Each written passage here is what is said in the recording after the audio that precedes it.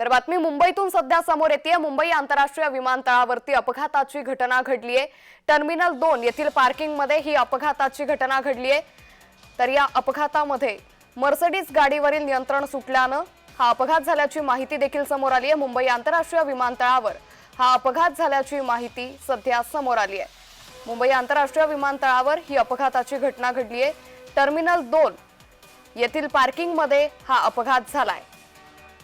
तर आंतरराष्ट्रीय विमानतळावर हा अपघात झाल्याची माहिती आहे। चालकाचं गाडीवरील नियंत्रण सुटल्याने हा अपघात झालाय।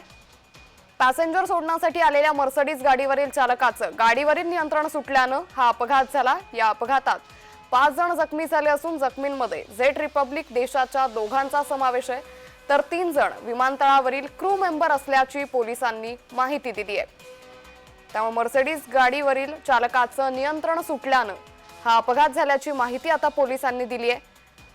तर यामध्ये 3 क्रू मेंबरचा समावेश असल्याची देखील माहिती सध्या समोर आली आहे। मुंबई आंतरराष्ट्रीय विमानतळावरील टर्मिनल 2 येथील पार्किंग मध्ये हा अपघात झाल्याची माहिती आहे। चालकाचं गाडीवरील नियंत्रण सुटल्याने हा अपघात झालाय।